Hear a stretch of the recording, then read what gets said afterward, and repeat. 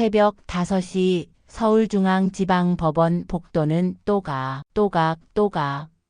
숨죽인 발걸음 소리와 함께 깨어납니다. 그 발걸음의 주인공은 이화자 68살의 서울중앙지방법원 청소부입니다. 남들 다 자는 시간에 매일 같은 시간, 같은 복도를 닦으며 하루를 시작하는 이화자의 모습은 법원 직원들에게 익숙한 풍경이 되었습니다. 이화자는 새벽 공기의 차가움이 얼굴을 스치는 감각을 즐깁니다. 아무도 없는 법원, 오직 자신만의 공간이 된 이 순간에는 마음 깊은 곳에 묻어둔 기억들이 조용히 흘러나옵니다. 빗자루를 쥔 손에는 30년 전 판사석에서 판결문을 들었던 그 무게감이 여전히 남아 있습니다. 또 하루가 시작되는구나. 이화자는 중얼거리며 물걸레를 짭니다. 법원의 대리석 바닥에 비친 자신의 모습을 바라보면 가끔은 옛 모습이 겹쳐 보이기도 합니다. 강철의 매화라 불리던 당당한 판사의 모습과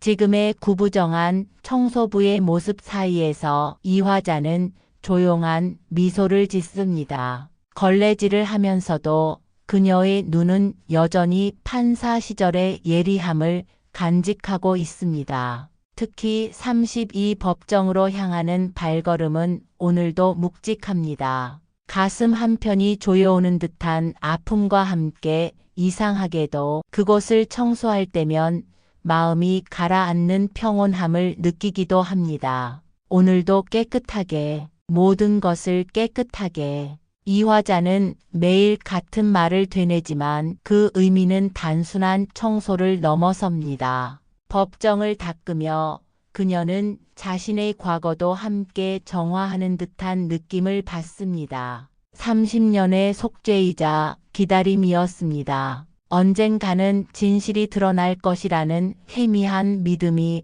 그녀를 이 자리에 붙들어 두었습니다. 이모님, 오늘도 일찍 오셨네요. 행정실 직원의 인사에 이화자는 작은 미소로 답합니다. 그녀의 손길이 닿는 곳마다 반짝거리는 건 단순한 청결함이 아닙니다. 그것은 30년 전부터 이어온 속죄의 흔적이었습니다.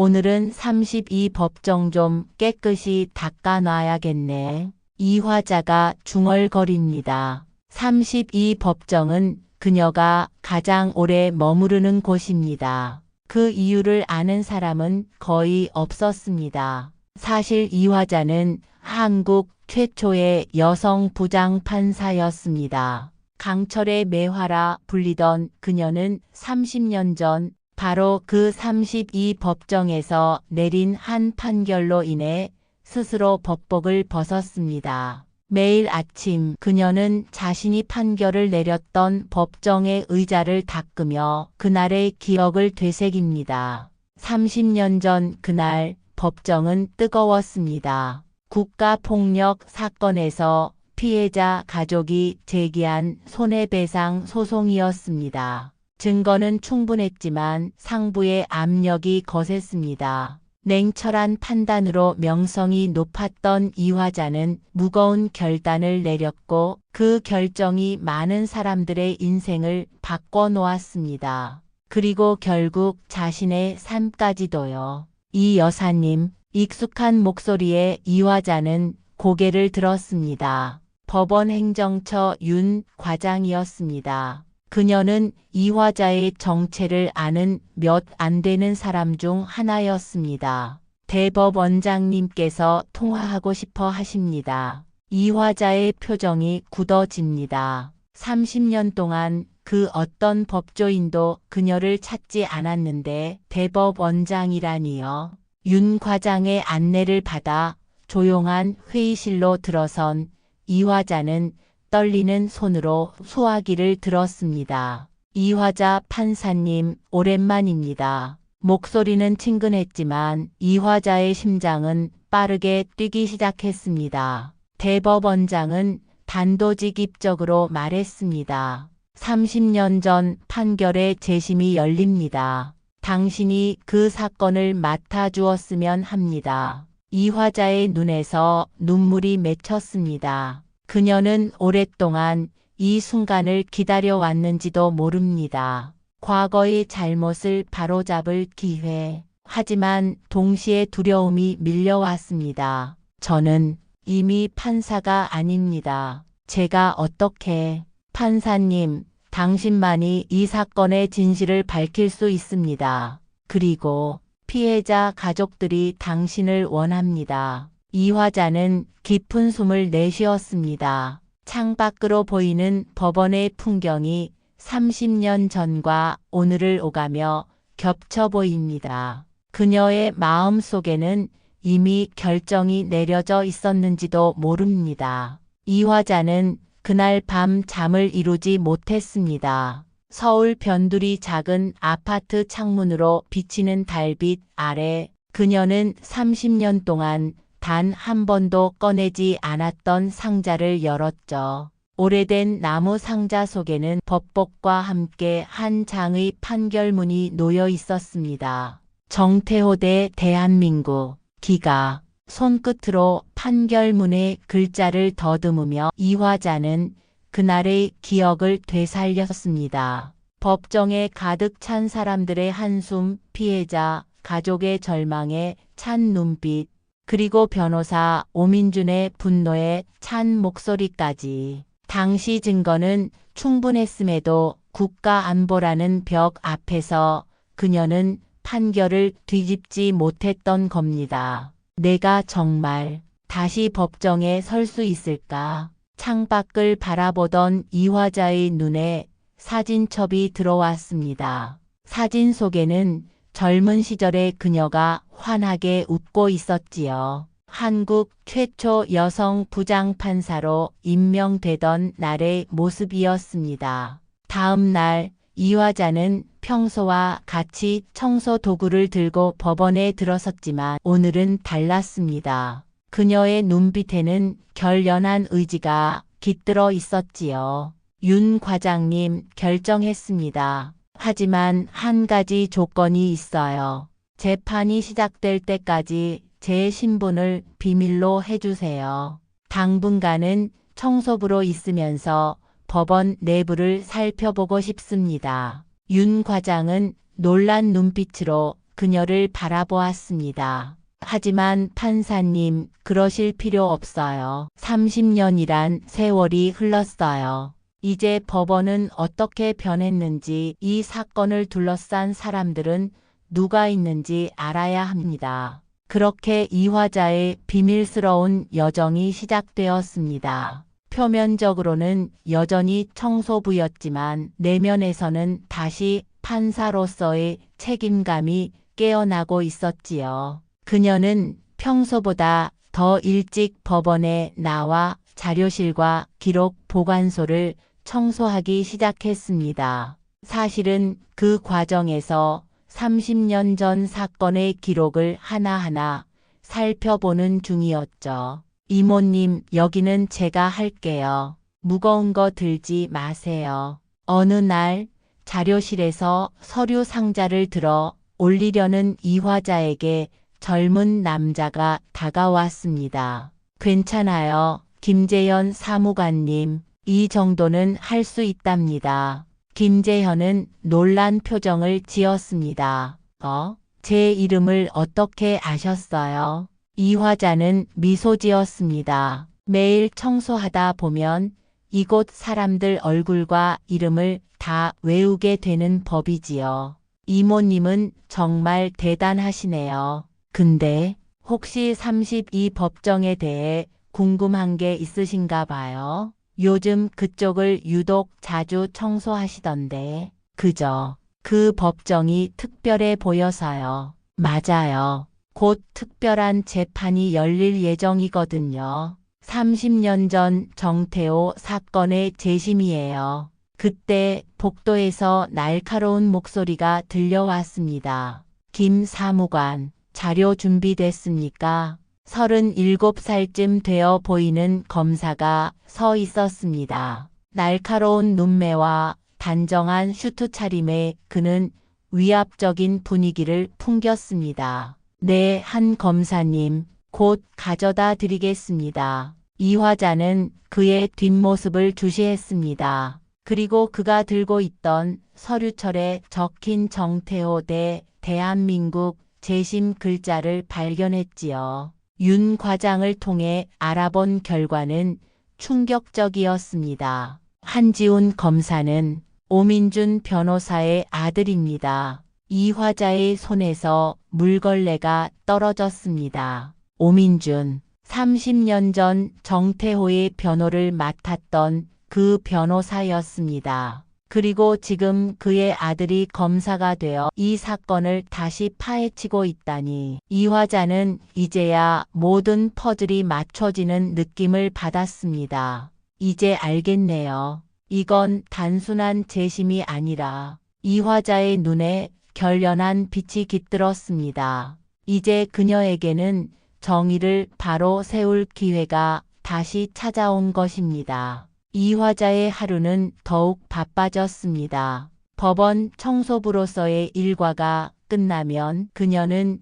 자신의 작은 아파트에서 30년 전 사건 자료를 꼼꼼히 검토했지요. 당시 기각 판결의 근거였던 증인 진술의 모순점, 누락된 증거 기록, 압력을 행사했던 관계자들의 리스트까지 모든 것을 새롭게 들여다보고 있었습니다. 이건 맞지 않는데 테이블 위에 펼쳐진 자료를 살펴보던 이 화자는 중요한 사실을 발견했습니다. 정태호의 사망 시각과 국가기관 소속 직원들의 알리바이 보고서 사이에 4시간의 차이가 있었습니다. 이 사실은 당시 재판에서 다루어지지 않았던 것이지요. 법원으로 출근한 다음 날 이 화자는 평소보다 더 열심히 법정을 청소했습니다. 특히 한지훈 검사가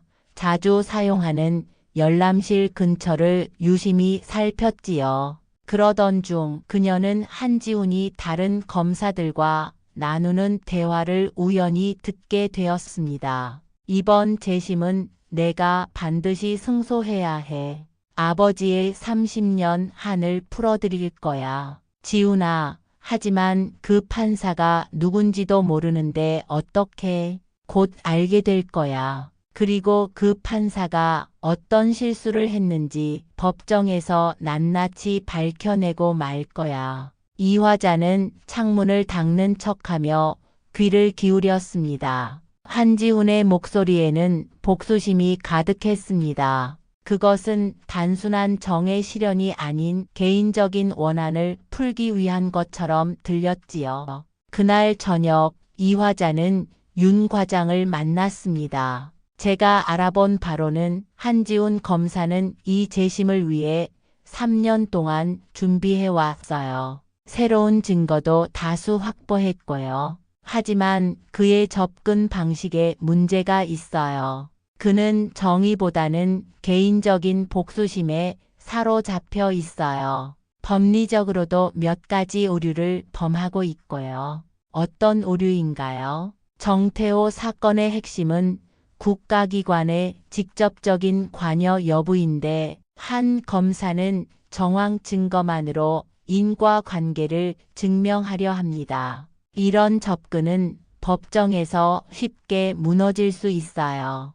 아직 제 신분을 밝히지 마세요. 좀 더 지켜볼 필요가 있어요. 이 화자는 더 많은 정보를 얻기 위해 법원 도서관으로 향했습니다. 청소부 신분을 이용해 그녀는 자유롭게 건물 내부를 돌아다니며 관련 자료들을 살폈지요. 그러던 중 의외의 인물과 마주치게 되었습니다. 아, 죄송합니다. 제가 길을 막고 있었네요. 도서관 입구에서 책을 정리하던 이 화자 앞에 한 남자가 서 있었습니다. 50 후반의 차분한 인상에 그는 이 화자를 유심히 바라보았습니다. 혹시 매일 32 법정을 청소하시는 분이신가요? 네, 맞습니다만 제가 가끔 그 법정에서 강의를 하거든요. 항상 깨끗하게 관리해 주셔서 감사합니다.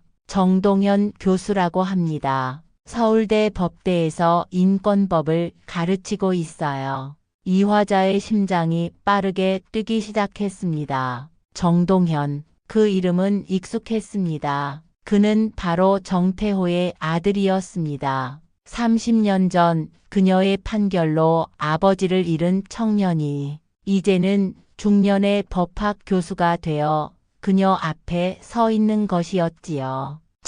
반갑습니다. 이화자라고 합니다. 정동현 교수는 놀란 표정을 지었습니다. 이화자, 혹시 두 사람의 대화는 갑작스러운 발소리에 중단되었습니다. 한지훈 검사가 빠른 걸음으로 다가오고 있었습니다. 정 교수님, 드디어 찾았습니다. 새로운 증거 자료 검토해 보셨나요? 이화자는 재빨리 청소 도구를 챙겨 그 자리를 피했습니다. 하지만 정동현의 시선이 자신을 쫓는 것을 느낄 수 있었습니다. 그는 무언가를 알아차린 것 같았습니다.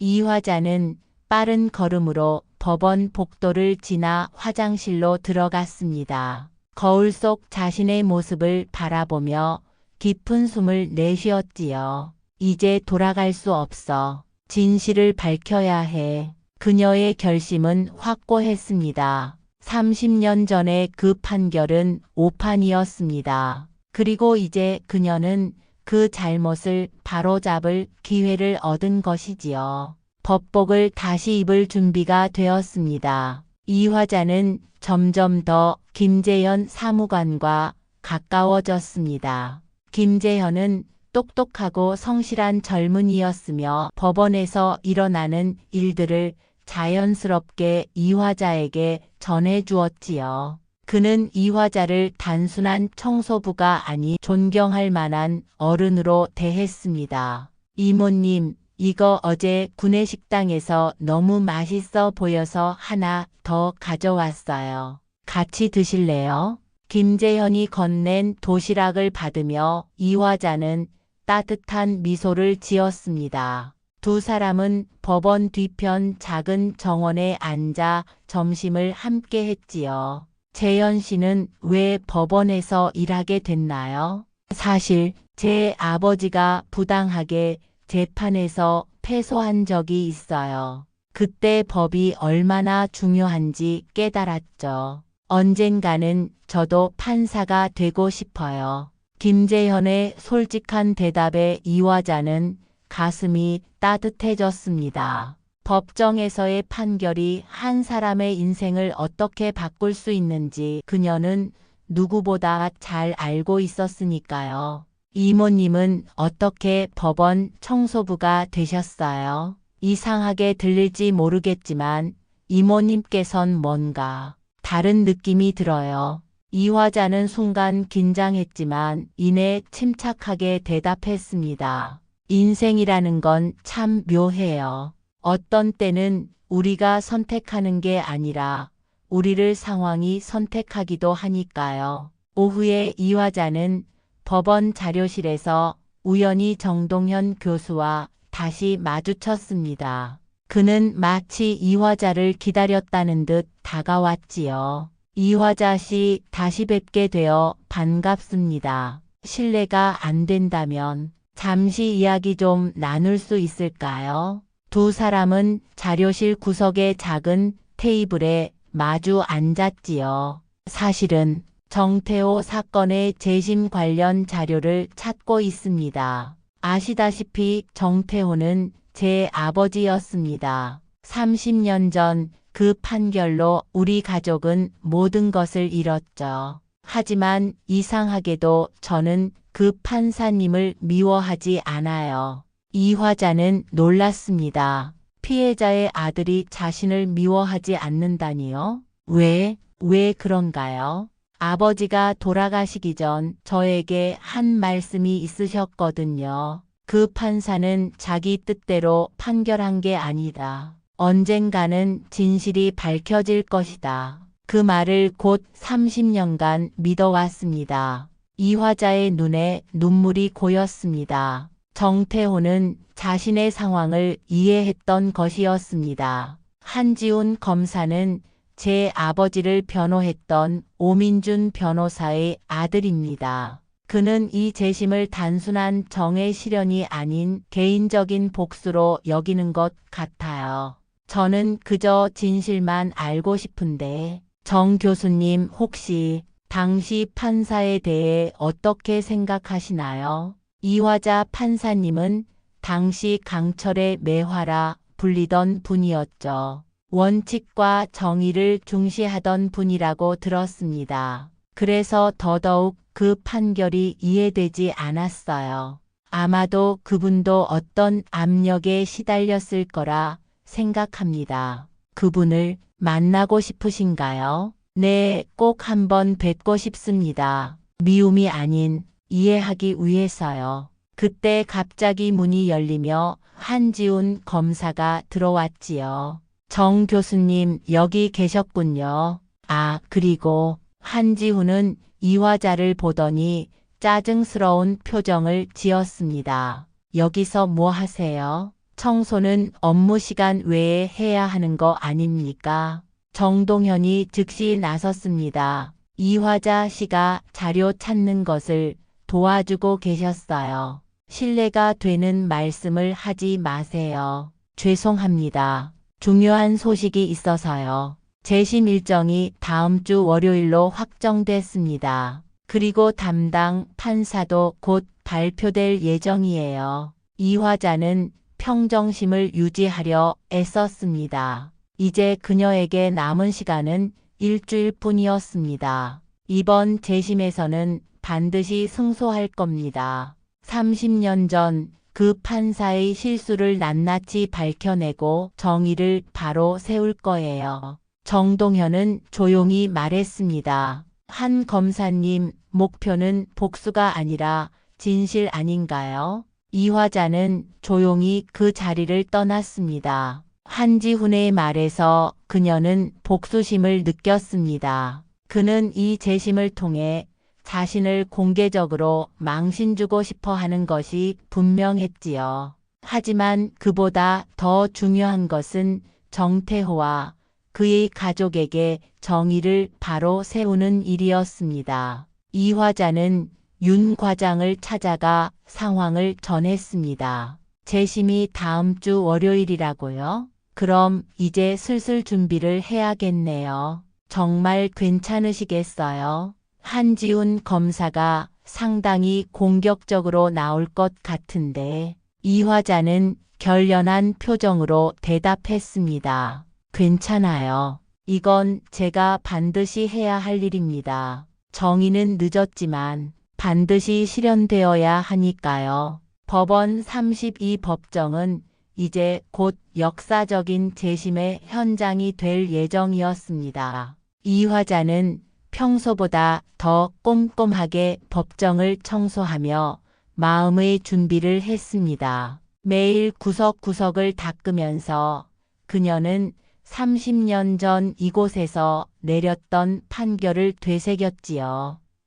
이 자리에서 다시 한번 판결을 내리게 되다니 그날 오후 이화자는 윤 과장이 마련한 비밀 회의에 참석했습니다. 회의실에는 대법원장과 몇몇 고위 법관들이 모여 있었습니다. 이화자 판사님 오랜만입니다. 대법원장이 그녀를 반갑게 맞이했습니다. 이화자는 깊이 고개를 숙였지요. 당신이 법원을 떠났던 진짜 이유를 우리 모두 알고 있습니다. 당시 국가안보 문제로 압력이 있었고 증거를 은폐하려는 시도가 있었다는 사실을 최근에야 알게 되었습니다. 당신은 그 압력 속에서도 최선을 다했습니다. 대법원장의 말에 이화자는 마음이 복잡해졌습니다. 자신의 선택을 인정받는 것 같아 기뻤지만 동시에 더 강하게 버티지 못했던 자신이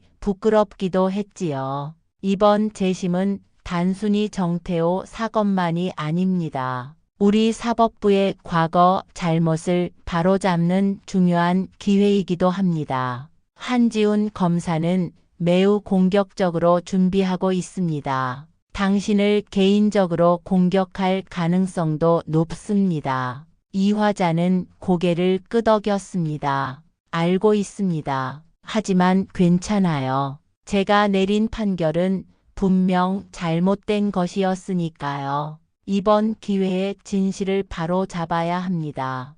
회의는 재심 준비와 관련된 세부 사항으로 이어졌습니다. 이 화자는 30년 만에 다시 법리를 검토하고 새로운 증거들을 살펴보았습니다. 그 과정에서 그녀는 한지훈 검사의 논리에 심각한 오류가 있다는 것을 발견했지요. 한 검사가 이 부분에서 중대한 실수를 하고 있습니다. 그는 국가의 직접적인 책임을 증명하려 하는데 그 과정에서 행정법상 상당인과 관계의 원칙을 무시하고 있어요. 그렇다면 이 오류를 지적하면 재심 자체가 무위로 돌아갈 수도 있지 않을까요? 아니요. 저는 그의 실수를 지적하지 않을 겁니다. 적어도 처음부터는요. 법정은 승부의 장이 아닙니다. 진실을 찾는 공간이죠. 한지훈 검사가 실수를 하더라도 먼저 그의 주장을 경청할 것입니다. 그리고 필요하다면 올바른 방향으로 안내하겠습니다. 회의가 끝난 후 이 화자는 복도에서 김재현을 마주쳤습니다. 그는 놀란 표정으로 그녀를 바라보았지요. 이모님, 여기서 뭐 하세요? 2층은 일반인 출입이 제한된 장소인데요. 윤 과장님을 만나러 왔어요. 재판 준비 때문에 청소 일정을 조율해야 했거든요. 그런데 이모님 혹시 한 검사님 재심 준비 상황을 알고 계세요? 아니요, 어떤데요? 한 검사님이 정말 열심히 준비하고 있어요. 하지만 제가 보기엔 뭔가 놓치고 있는 것 같아요. 너무 감정적으로 접근하시는 것 같거든요. 그래요? 어떤 점에서요? 한 검사님은 국가의 직접적인 책임을 입증하려고 하시는데 그보다는 공무원의 직무집행 과정에서의 과실에 초점을 맞추는 게 더 효과적일 것 같아요. 행정법상 상당인과 관계 원칙을 적용하는 게 맞겠죠? 김재현은 놀란 표정을 지었습니다. 네, 맞습니다. 이모님, 혹시 법률 공부를 하셨나요? 오래전에 조금 공부한 적이 있어요. 법원에서 일하다 보니 자연스럽게 관심이 생겼지요. 그날 저녁 이 화자는 자신의 작은 아파트에서 판사 가운을 꺼내 보았습니다. 30년간 보관해 온 법복은 여전히 단정했습니다. 그녀는 거울 앞에 서서 법복을 몸에 대어 보았지요. 세월의 흔적이 깊게 패인 얼굴이지만 그녀의 눈빛만큼은 예전과 다름없이 강렬했습니다. 마지막 판결이 될 거야. 재심 전날 이 화자는 법원을 마지막으로 청소했습니다. 32 법정의 모든 구석구석을 닦으며 그녀는 내일을 준비했지요. 그때 문이 열리며 정동현 교수가 들어왔습니다. 이화자 씨 아직도 일하고 계셨군요. 네, 내일 중요한 재판이 있으니까요. 깨끗하게 준비하고 싶어서요. 내일 드디어 30년 만에 진실이 밝혀지겠네요. 네, 정의가 이루어질 거예요. 알고 계셨나요? 이번에 재심을 맡으신 판사님이 누구신지. 아니요, 누구신가요? 정동현은 의미심장한 미소를 지었습니다. 아직 공식 발표는 안 됐지만 소문에 의하면 이화자 전 판사님이라고 합니다. 이화자의 심장이 멈추는 것 같았습니다. 정동현은 알고 있었던 것입니다. 하지만 그의 표정에는 미움이 아닌 존경의 빛이 깃들어 있었습니다. 내일 뵙겠습니다, 판사님. 정동현은 깊이 고개를 숙이고 법정을 나갔습니다. 이화자는 그 자리에 서서 깊은 숨을 내쉬었습니다. 이제 모든 것이 준비되었습니다. 진실의 순간을 맞이할 시간이 왔습니다. 재심 당일 서울중앙지방법원 32 법정은 이른 아침부터 사람들로 붐볐습니다. 언론사와 방청객들, 시민단체 회원들이 법정을 가득 메웠지요. 이화자는 평소와 같이 청소부 유니폼을 입고 법원에 도착했습니다. 오늘만큼은 아무도 그녀가 누구인지 눈치채지 못하게 하려는 의도였습니다. 법정 뒤편에서 마지막 청소를 하던 이화자에게 윤 과장이 다가와 조용히 말했지요. 준비는 다 되셨습니까? 네, 준비되었어요. 이제 시작해야겠네요. 윤 과장은 그녀에게 작은 열쇠를 건넸습니다. 판사실로 가는 비밀 통로 열쇠입니다. 모든 준비가 완료됐어요. 이화자는 판사실로 향했습니다. 30년 만에 다시 입는 법복은 어색하면서도 묘하게 익숙했습니다. 거울 속 자신의 모습을 바라보며 이화자는 깊은 숨을 들이마셨습니다. 법정 안으로는 점점 더 많은 사람들이 들어오고 있었습니다. 한지훈 검사는 자신감에 찬 표정으로 검사석에 앉았고 정동현과 피해자 가족들은 방청석의 맨 앞줄을 차지했지요.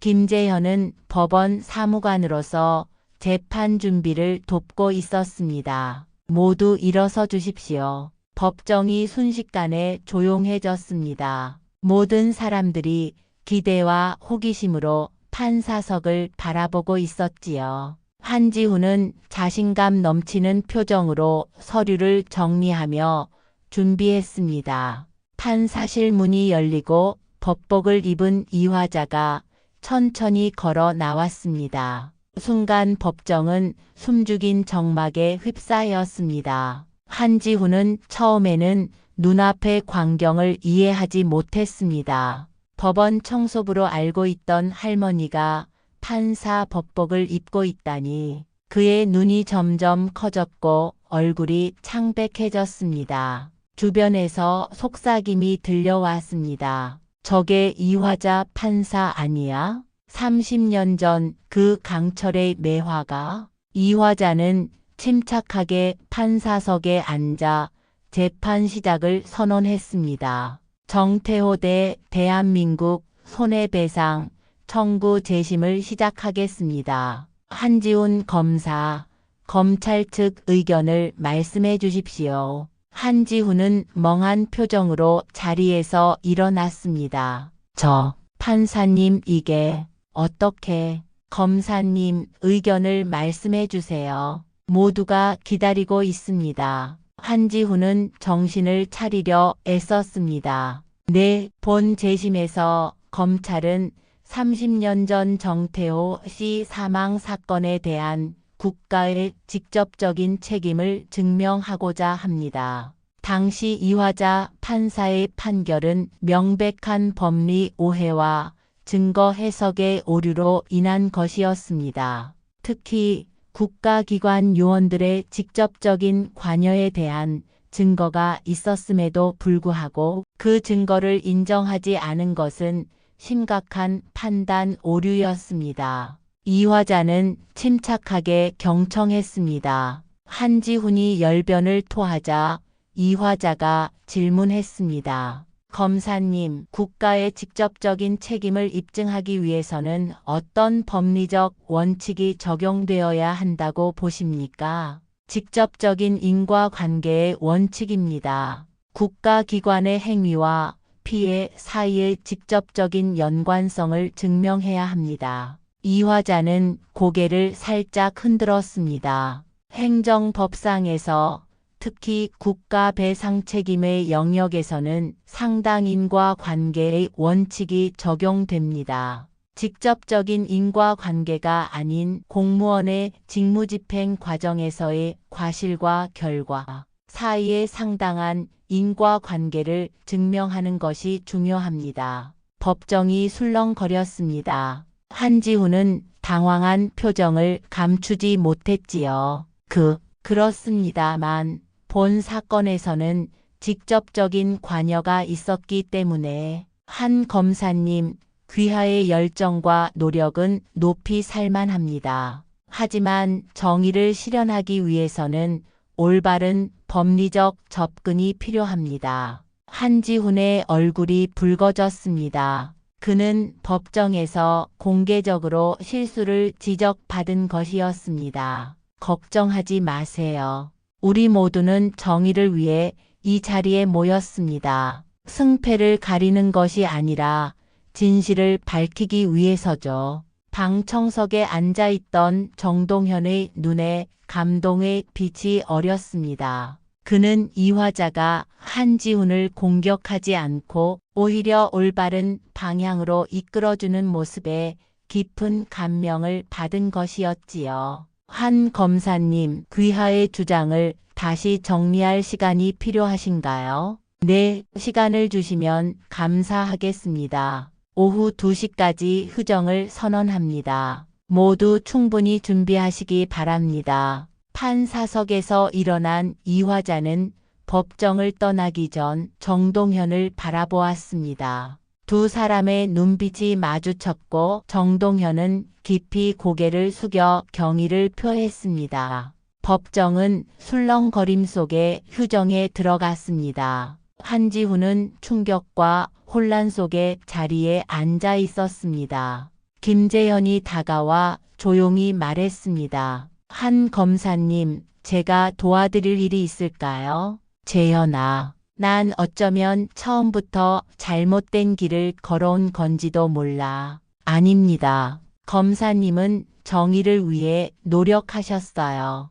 다만 접근 방식에 약간의 조정이 필요할 뿐입니다. 한지훈은 깊은 한숨을 내쉬었습니다. 그 판사님이 줄곧 이곳에 계셨다니. 그리고 내가 그분을 얼마나 무시했는지. 휴정 시간 동안 법원은 소용돌이쳤습니다. 이화자 판사가 30년간 청소부로 일했다는 소식은 순식간에 퍼졌고 법원 직원들 사이에서 충격과 존경이 뒤섞인 반응이 이어졌습니다. 그분이 정말 그 유명한 이화자 판사였다니. 매일 같이 보았는데 전혀 몰랐어요. 판사실에서 이화자는 조용히 생각에 잠겼습니다.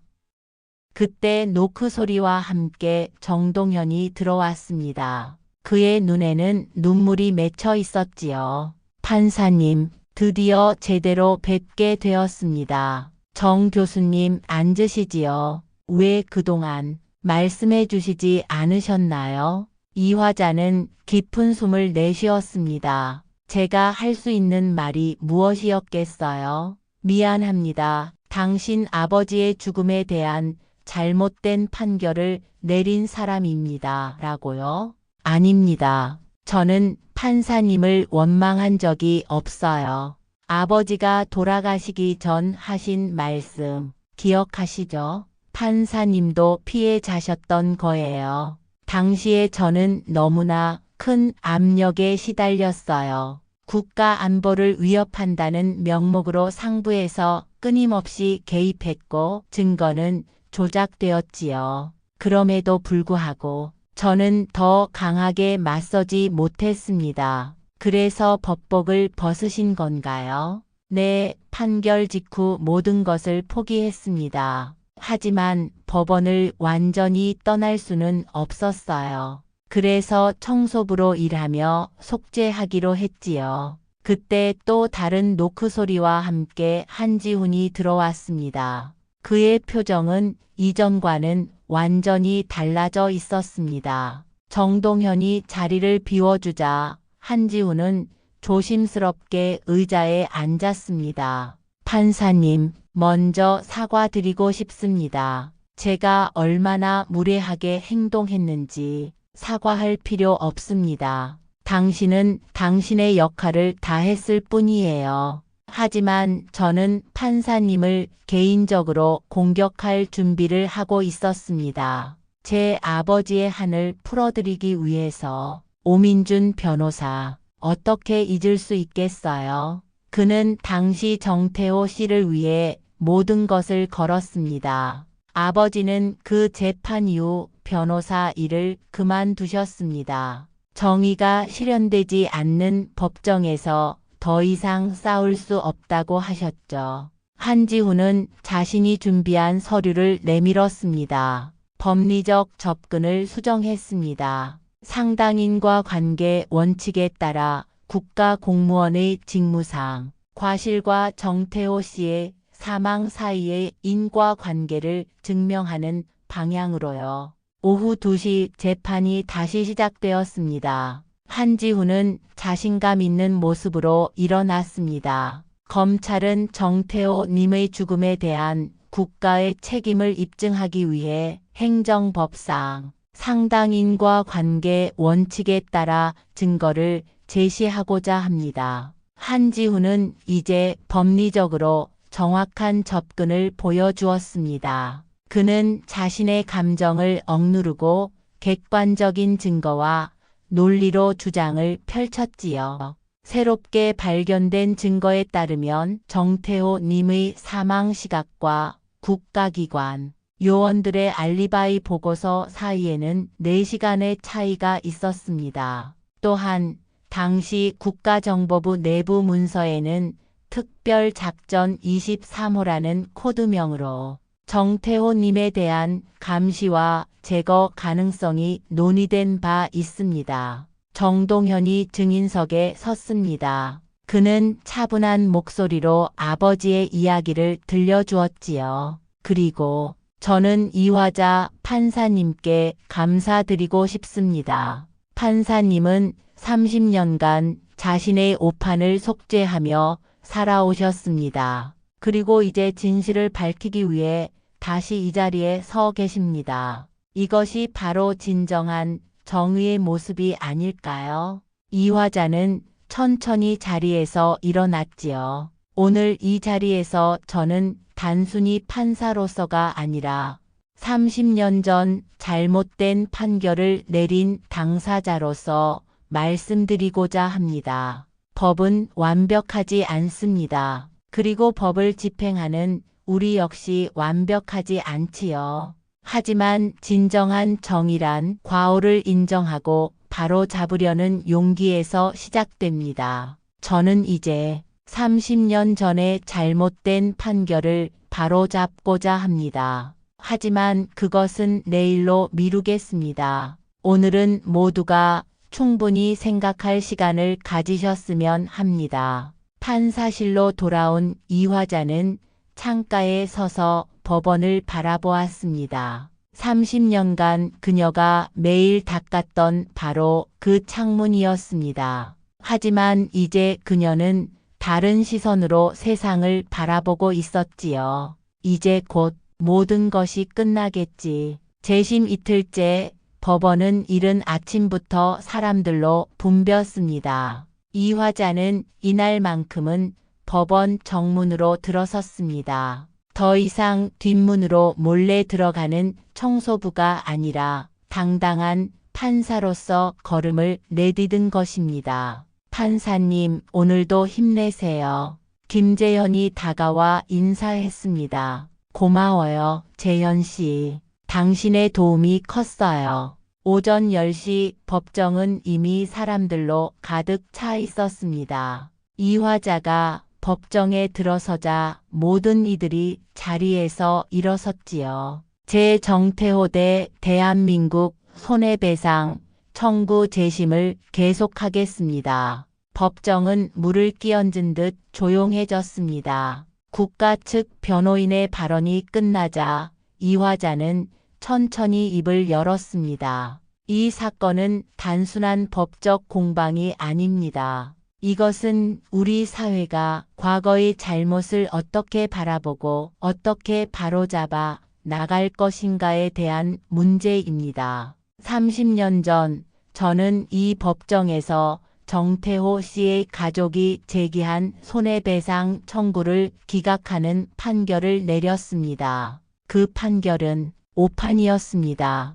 당시 저는 국가안보라는 명목 하에 가해진 압력과 조작된 증거에 떠밀려 진실을 외면했습니다. 그것은 판사로서, 인간으로서 제가 저지른 큰 실수였지요. 새롭게 제시된 증거와 한지훈 검사의 주장, 그리고 정동현 교수의 증언을 종합해 볼 때 정태호 씨의 사망에는 국가기관의 과실이 분명히 존재했음을 인정합니다. 따라서 본 법원은 원고의 청구를 인용하며 피고인 대한민국은 원고에게 정신적, 물질적 손해배상금으로 10억 원을 지급할 것을 명령합니다. 법정은 환호성으로 가득 찼습니다. 정동현은 눈물을 흘리며 고개를 숙였고 한지훈은 감격에 찬 표정으로 주먹을 불끈 쥐었지요. 국가는 정태호 씨와 그의 가족에게 공식적인 사과를 발표할 것을 권고합니다. 이것은 단순한 금전적 배상을 넘어 국가가 과거의 잘못을 인정하고 미래를 향해 나아가는 중요한 발걸음이 될 것입니다. 이화자가 판사석을 떠나려 할 때 법정에 있던 모든 사람들이 자리에서 일어났습니다. 자발적인 기립 박수가 터져 나왔지요. 법정을 나온 이화자는 복도에서 정동현과 마주쳤습니다.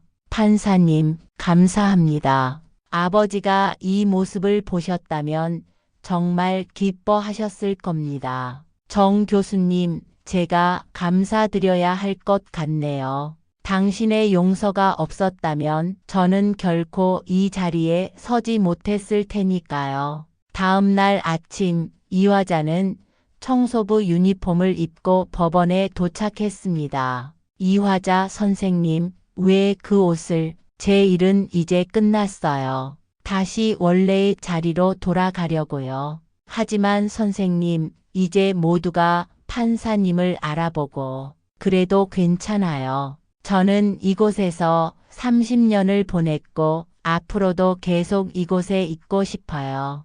다만 이제는 무거운 짐 없이 가벼운 마음으로요. 법정을 청소하던 이화자에게 김재현이 다가왔습니다. 재현 씨, 이제 판사가 되고 싶다는 꿈은 어떻게 됐나요? 더욱 확고해졌습니다. 선생님처럼 정의로운 판사가 되고 싶어요. 당신이라면 충분히 그럴 수 있을 거예요. 그리고 기억하세요. 진정한 정의는 법전 속에 있는 게 아니라 사람의 마음 속에 있다는 것을요. 창문 너머로 벚꽃이 날리는 모습이 보였습니다. 마치 오랜 겨울이 끝나고 새로운 봄이 찾아온 것처럼 느껴졌습니다. 오늘 영상은 여기까지입니다. 끝까지 시청해 주셔서 감사합니다. 이 영상이 좋으셨다면 구독과 좋아요 눌러주시면 영상 제작에 도움이 됩니다.